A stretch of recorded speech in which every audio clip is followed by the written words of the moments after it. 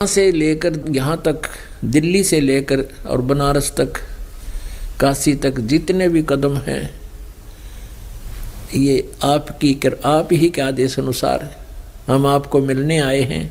हमारे यज्ञ हो गए, इनमें से 100 आप रख लो, बाकी हम दीनों की झोली में डाल दो। इतना आधीनी वचन सुनकर कहते साधु भूखा भाओगा, धन का भूखा ना। तो इसलिए परमात्मा ने कहा भाई ठीक है, यही देखना चाहते थे।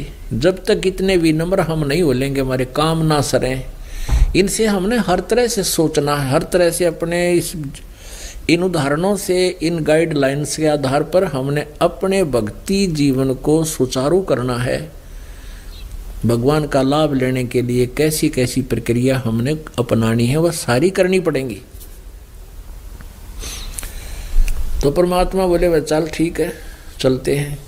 और कहने लगे भीमते पहलवान उस दिन के डींग मारा था, तो क्या डींग मार रहा था कि मैं एक का मारू था 10 मरे थे, ताकत है तो जीता युद्ध।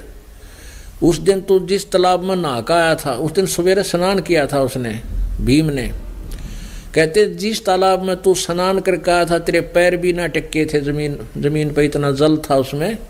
हाँ जी, वो बताऊं क्या है? क्या है वो? कुंभकर्ण क्या ये ऊपर का कटोरा है सिर का, या खोपड़ी बोलना है, इस शरीर का, इस सिर के ऊपर एक ये अलग से एक हिस्सा है। ये डॉक्टर देखे हुए हैं कई बार, इसको बिल्कुल उतार देते हैं अलग से, खोपड़ी सी न्यारी कवर सा है, टोपी सी, या इतनी अलग उतर जाती है। कहते हैं यो उस कुंभकर्ण का यो खोपड़ा पड़ा था यहाँ पर आकर, ये बंदर घसीट लाए थे उड़त, और यो पड़ा इसमें, और यो खोपड़ा जो पड़ा है ना, इसमें पानी भरा वर्षा का। तेरे पा भी ना टेके, तू क्या गा पहलवान उसके सामने, तेरे तो बड़े बड़े बलवान होकर चले गए, नालायक तू, भक्ति बिना क्या बुनियाद है तेरी। यानी ये समझाना चाहो थे। भीम ने सोचा रे तोरा गजब हो, उसकी खोपड़ी मेरा पा बिना टेके थे, वो कितना तगड़ा बलवान व्यक्ति होगा, कितनी ताकतवर होगा। तो परमात्मा ने पहले तो उसकी वह फड़क काटी कि तो अभिमान में अपने बड़ा भांगे ताकतवर ना मान रहा हो। उसके बाद फिर परमात्मा कबीर देव यानी सुदर्शन जी रूप में विराजमान ने कहा कि भीम जी ये मेरी सुमरनी देना उठाकर, सुमरनी या माला, वह खुट्टी का टंगरी थी। अब भीम गया उठाने के लिए, बिल्कुल उंगली के हिसाब से न उठाना चाहा था, वह उंगली तो फेल, पूरा दोनों हाथ ला लिए, वह सुमरनी टस से मस नहीं हुई, जाम कर दिया।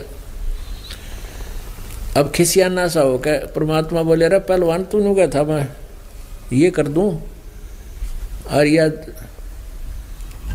जो ना तो तेरे पे माला ना उतरी, पसीना हो गया, एक लोखड़ा हो गया। परमात्मा ने ऐसे किया था नो, वैसे ही वो अपने आप उठ कर माला खुट्टी पर उस मालिक के हाथ में आ गई। अब ये दिखाना था उनको कि मैं भाई मेरा सुपथ सुदर्शन ना समझे। अब उनका दिल डांटना था कि यो भगत भी सही है पाओगा जब इतनी पावर भी रखता है। तो उनके मन में यह बात फिट होगी, भाई महात्मा बनेगी बात, इस तरह कुछ तो ये मन में आई। लेकर आगे 5 पांडव, छठे भगवान श्री कृष्ण, और 7वें भगवान परम शक्ति खुद सुदर्शन रूप में। और उनकी वेशभूषा के थी, गोड्या तक की तो धोती, घुटनों से थोड़ी नीचे तक डबल लांगड़ की, और टूटे टूटे से जूते, छोटी छोटी दाढ़ी बडरी, ऊपर बाल ओले बोले पड़े जैसे मैले कुचले से कपड़े, फटे पुराने से। हाँ। अब वहाँ देखा तो उसमें वो 33 करोड़ देवता, 88,000 ऋषि, वो तो सिंगरे बैठे नो, कति नहा धोकर नो कर मुछा पर दाढ़ी दूढ़ी वर नो कर तैयार बांधे बैठे, और आसन न्यारे न्यारे ला रखे उनके, बढ़िया चादर बिछा के। और वो पहुँचे जब, तो सभी अपने कपड़ों को मुंह में देखकर हंस रहे हैं कि देखो ये लाए हैं ढूंढ के संत, ये बजाएगा इनका शंख। और वो क्या कह रहे हैं, वो संत ऋषि महर्षि बैठे थे दुर्वासा कैसे कि इनके पाप गणे हैं भाई, इनका शंख बजे को नहीं कोई कित्ते ता दिए तो वहां पर श्री कृष्ण जी ने द्रौपदी से कहा कि बहन बढ़िया भोजन बना दे फटाफट, इस महात्मा के आहार करने से तुम्हारा शंख बजेगा।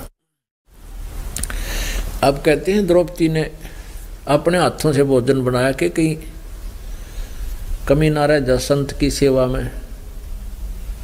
1-1.5 घंटे तक नहरे नहरे पकवान बनाए, कचौड़ी पकौड़ी दही बड़े खीर हलवा पूरी मंडे रोटी यानी और भी कई प्रकार की आइटम है, नहरे नहरे बनाए दही तो बनाए तो उसने न्यों थे भी साधु संत है यो घास फूस खानी आदमी और आज खाओगा नाना प्रकार के व्यंजन, उंगली चाटता रहेगा द्रौपदी के गुण गाओगा 20 जगह कहेगा, पर द्रौपदी जैसा भोजन कोई नहीं बना सकता। और एक विशेष बात होती है, जो बहन कोई मेहमान आ जाता है, बहन बेटियां ये कोशिश करती